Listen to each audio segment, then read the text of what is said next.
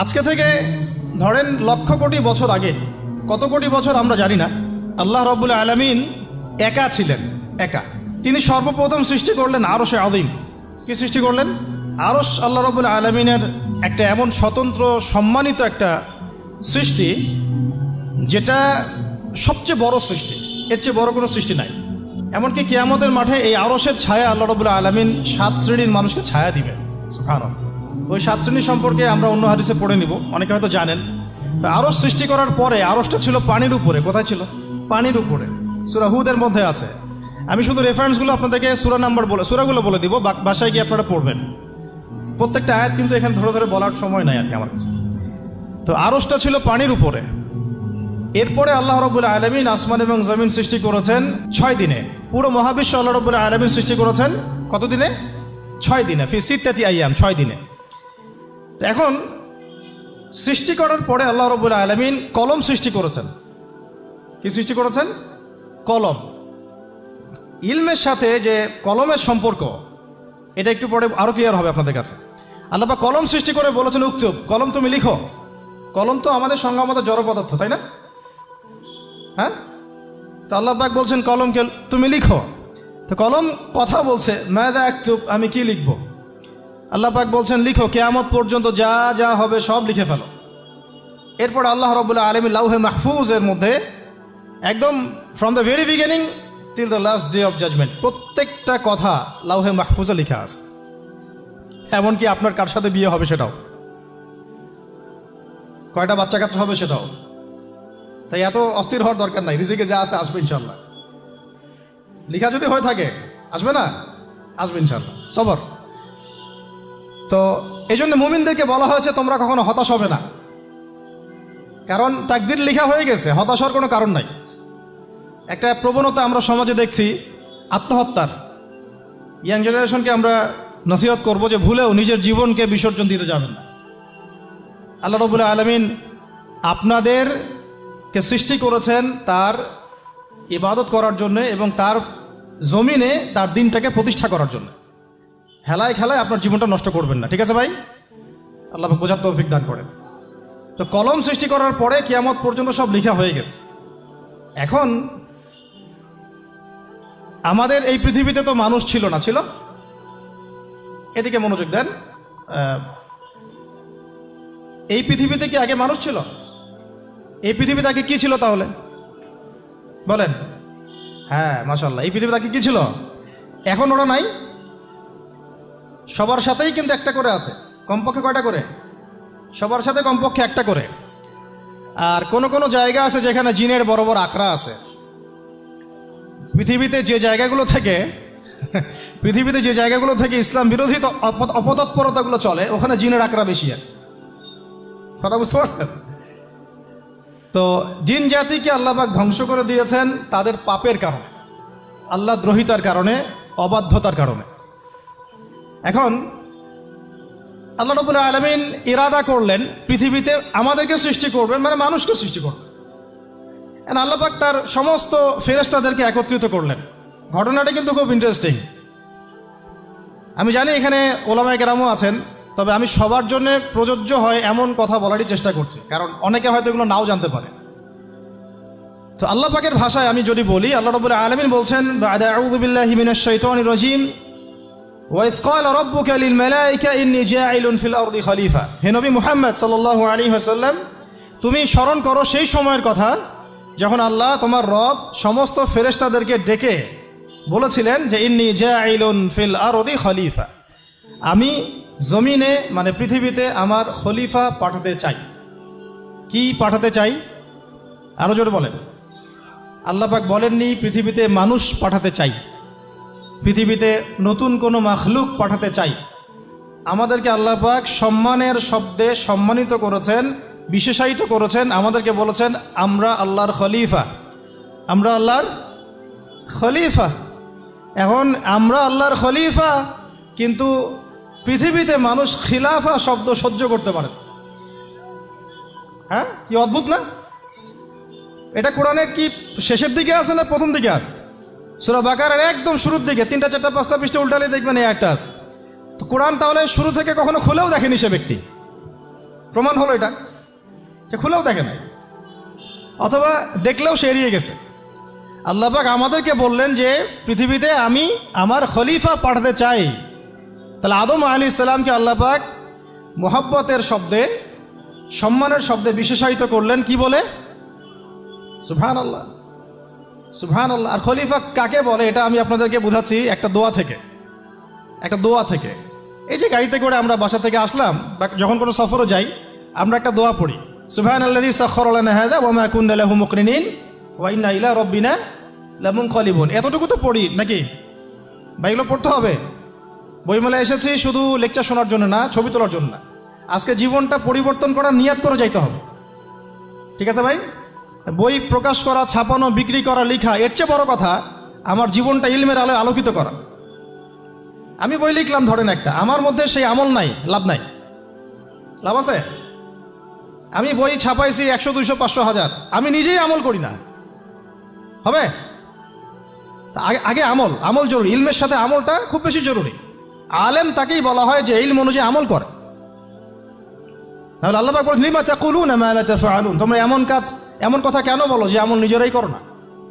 কাবুরা মাকতান ইনদাল্লাহ আন তাকুলু মা লা তাফআলুন, আল্লাহর কাছে সবচেয়ে গর্হিত একটা অপরাধ, তোমরা একটা কথা বলবা কিন্তু আমল করবা না। তো দোয়াটা মুখস্থ করবেন। এই দোয়ার নিচে একটা অংশ আছে, আল্লাহুম্মা আনতা সাহিবু বিস সাফারি। আমার কথাটা শুনেন, খলিফার অর্থটা বুঝেন। অনেকে তো অনেকভাবে ব্যাখ্যা করে আর কি। আল্লাহুম্মা আনতা সাহিবু ফিস সাফারি, আল্লাহ তুমি এই সফরে আমার সাথী। সফরে বের হওয়ার সময় দোয়া পড়ছি আমরা, আল্লাহুম্মা আনতা সাহিবু ফিস সাফারি, আল্লাহ তুমি এই সফরে আমার সাথী। ওয়াল খলিফাতু ফিল আহলি ওয়া মালি, আল্লাহ আমি তো বাসায় নাই, আমার বাসার আহাল মালের খলিফা হচ্ছে তুমি আল্লাহ।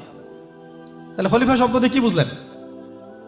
আল্লাহ আমার বাসার আহাল মালের খলিফা মানে কি? আমার স্থলাভিষিক্ত তুমি আল্লাহ, আমি ওখানে নাই বাসায়, আমি সফরে বের হয়ে গেছি, আমার স্ত্রী, আমার সন্তান, আমার মাল, আমার জান, এগুলোর দায়িত্ব তোমার, তুমি খলিফা। কত চমৎকার দোয়া। তাহলে পৃথিবীতে আমি আমার খলিফা পাঠাতে চাচ্ছি, তার অর্থ কি? আল্লাহ রাব্বুল আলামিন এই পৃথিবীতে আমাদেরকে তার প্রতিনিধি বানিয়েছেন। সুবহানাল্লাহ, সুবহানাল্লাহ। তাহলে আমরা নিজেদের আত্মপরিচয় ভুলে গেলাম যে আমরা আল্লাহর প্রতিনিধি পৃথিবীতে, তাই না? আমরা এখন আব্রাহাম লিঙ্কনের পূজা করতেছি। আব্রাহাম লিঙ্কনের পূজা তো বুঝেন না আপনারা, এটা হচ্ছে ওই যে সোকল ডেমোক্রেসির পূজা। আদতে প্রকৃত গণতন্ত্র বলে কিছু নাই এই বিশ্বের মধ্যে, যা আছে এগুলো তথাকথিত আর স্লোগান, জাস্ট, আর কিছু না। এটা যারা চর্চা করে তারাও জানে, আমাদের কাছে তারাই বলে। আদতে এই আপনার কমিউনিজমের কথা বলেন, এই লেনিন স্টেলিনারিজমের কথা বলেন, আপনি মুসলিনির কথা বলেন, চাইনিজ দর্শনের কথা বলেন, রাশিয়ান দর্শনের কথা বলেন, আর এই যে আরেকটা কি চলতেছে সেকুলারিজমের কথা বলেন, ন্যাশনালিজমের কথা বলেন, এগুলো একটা তাত্ত্বিক মতবাদ শুধুমাত্র। প্রকৃত মতবাদগুলো আপনি পাবেন বিশুদ্ধ যেগুলো কোরআন এবং হাদিসেই, এর বাইরে না। তা আমরা কিন্তু আল্লাহর খলিফা পরিচয় দিতে এখন দ্বিধাবোধ করতেছি। এই জমিনে আল্লাহ পাক আমাদেরকে তার খলিফা বানিয়ে পাঠিয়েছে। এখন খলিফা হলাম কিভাবে, কিসের গুণে খলিফা হলাম? প্রশ্ন না এটা?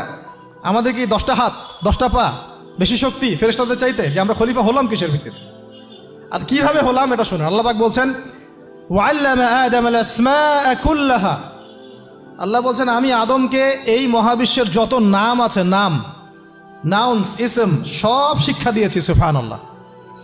এই মহাবিশ্বের যত নাম, এখানে ইসম শব্দের অর্থ কিন্তু জ্ঞান। ইসম মানে কি? এখানে জ্ঞান। মহাবিশ্বের যে জ্ঞানগুলো আছে, এই জ্ঞানগুলো আল্লাহ পাক আমাদের আদি পিতাকে শিক্ষা দিয়েছেন। আমাদের আদি পিতাকে আল্লাহ নিজে শিক্ষা দিয়েছেন। সৃষ্টিগতভাবে আমরা জ্ঞানী ছিলাম না, আল্লাহ পাক আমাদেরকে জ্ঞান শিক্ষা দিয়েছেন। আমরা ফিলোসফির বইগুলো খুললে দেখবেন ওখানে বুদ্ধিবাদ নামে একটা মতবাদ আছে।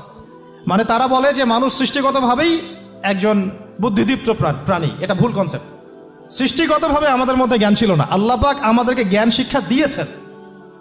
কথা বুঝতে পারছেন? একটা মতবাদ তাদের আছে অভিজ্ঞতাবাদ, মানে মানুষ অভিজ্ঞতা থেকেই শিখে। আরেকটা আছে সমন্বয় মতবাদ, আপনারা তো এগুলো অনেকে পড়েছেন হয়তো। এর বাইরে যে একটা মতবাদ আছে যে আল্লাহর পক্ষ থেকে ওহী ভিত্তিক মানুষ জ্ঞান শিখে, এই মতবাদ কোনো দার্শনিকের বইয়ে স্থান পেল না। কি আফসোস, কি আফসোস! অথচ মুসলিম ঘরের দার্শনিক তারা। আমরাও পড়েছি ভাই 4 বছর এই কারমাই গেলেই। কি আফসোস! আল্লাহ পাকের ওহীর পক্ষ থেকে যে জ্ঞান আসতে পারে এইটা কনসেপ্টটাই নাই। অথচ এখানে কোরআনে আল্লাহ পাক বলছেন ওয়াআল্লামা আদামাল আসমাআ কুল্লাহা, আমি আল্লাহ আদমকে সমস্ত নাম শিক্ষা দিয়েছি। সুবহানাল্লাহ। এরপরে এই যে জ্ঞান আদম আলাইহিস সালামকে আল্লাহ পাক শিক্ষা দিলেন, এর ফলশ্রুতিতেই আল্লাহ পাক বললেন যে ওয়াইয কুলনা লিল মালাইকা উসজুদু লি আদম, হে ফেরেশতারা তোমরা এখন আদমকে সিজদা করো। কি ফেরেশতাদেরকে দিয়ে আল্লাহ পাক আমাদের পিতাকে সিজদা করালেন কিসের মানদণ্ডে? কিসের কারণে? জ্ঞানের কারণে। জ্ঞানের কারণে ফেরেশতাদেরকে আল্লাহ পাক বললেন যে এই নামগুলো বলে দাও তো তোমরা। তারা বলতে পারলো না। তারা বললো লা ইলম আল্লাহুম্মা লা ইলমা লানা ইল্লা মা আল্লামতানা, আল্লাহ আমাদের তো সেই জ্ঞান নাই, শুধু ওইটুকু জ্ঞান আছে যা আপনি আমাদেরকে শিখিয়েছেন। তখন আল্লাহ পাক বলেছিলেন যে আমি যা জানি তোমরা তা জানো না, আমি কি বলি নাই যে আমি আসমান জমিনের গায়েবের সব খবর জানি? তখন আল্লাহ বললেন যে তোমরা সবাই সিজদা করো আদমকে। তাহলে আমাদের পিতাকে খলিফা করা হলো, জ্ঞান শেখানো হলো, আল্লাহ পাক নিজে শেখালেন, ফেরেশতা মণ্ডলীদের দিয়ে সিজদা পর্যন্ত করালেন কিসের মানদণ্ডে? আরো আসতে বলেন, জ্ঞানের মানদণ্ডে। এখন যদি আমরা একটু প্রশ্ন ছুড়ে দেই নিজ নিজ বিবেকে, আমরা কি সেই ওহীর 10টা সূরাও শিখেছি? 10টা পারা কি পড়া হয়েছে কখনো? 10টা সূরারও কি অর্থ জানি? অনেকে তো 10টা আয়াতের অর্থ জানি না। আমরা কি সেই ওহীর 10টা হাদিস শিখেছি? তাহলে আমরা কোথায় সম্মান খুঁজতেছি? পশ্চিমাদের কাছে? বলেন।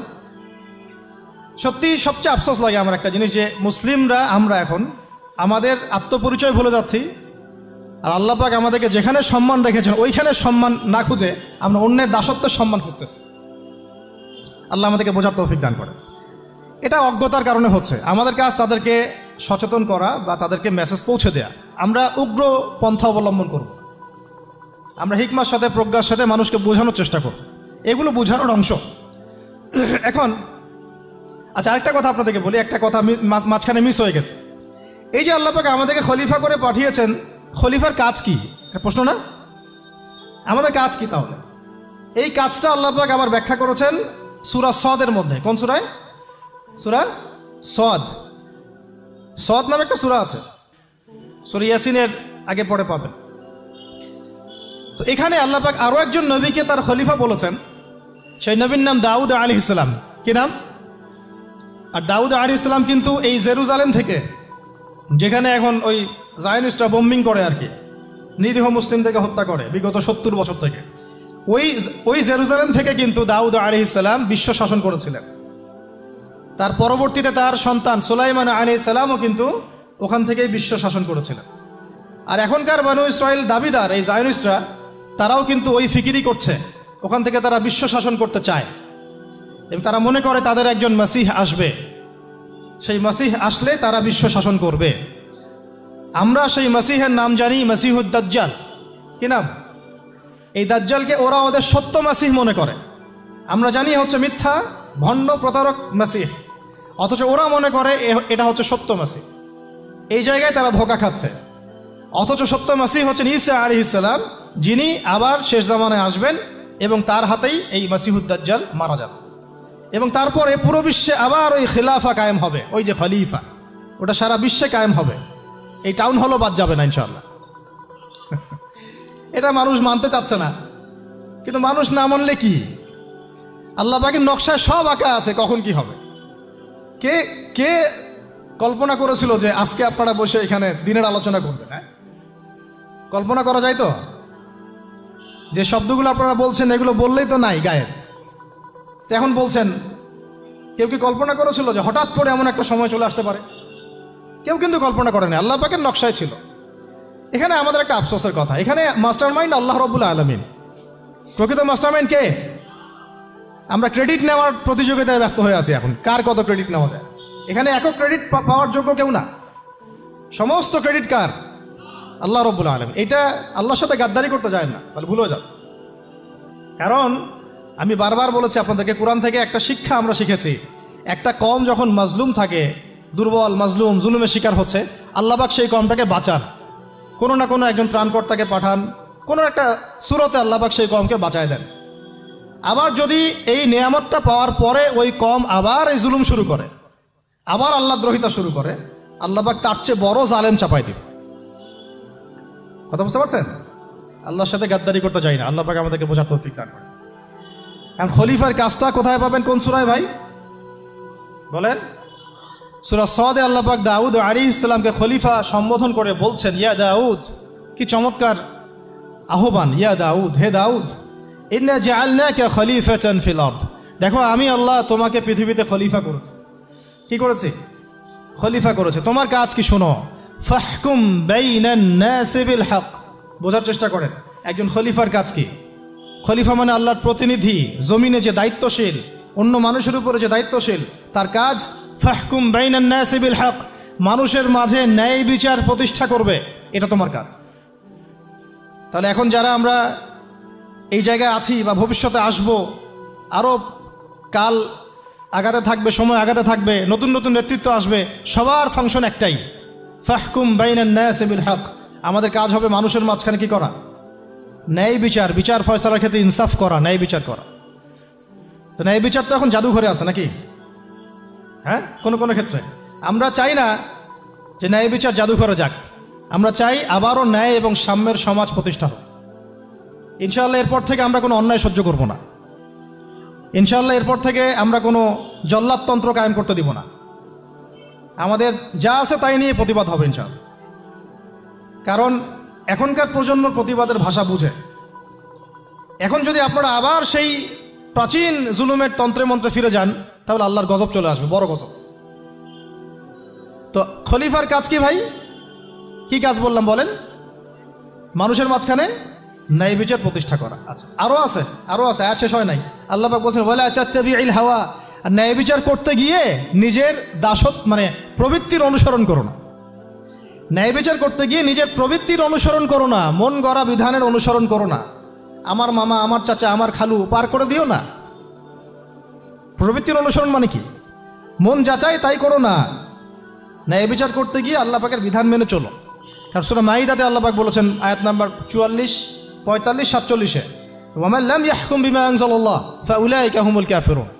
যারা আল্লাহ পাকের হুকুম অনুযায়ী বিচার ফয়সালা করে না, তারা কাফির। 45-এ গিয়ে আল্লাহ বলছেন, ওয়ামান লাম ইয়াহকুম বিমা আনজালাল্লাহ ফাউলাইকা হুমুল ফাসিকুন। যারা আল্লাহ পাকের বিধান অনুযায়ী বিচার ফয়সালা করে না, এরা ফাসিক, পাপাচারী। 47 নম্বর আয়াতে গিয়ে আবার বলছেন, ওয়ামান লাম ইয়াহকুম বিমা আনজালাল্লাহ ফাউলাইকা হুমুজ জালিমুন। যারা আল্লাহর হুকুম বিধান অনুযায়ী বিচার ফয়সালা করে না, এরা জালেম।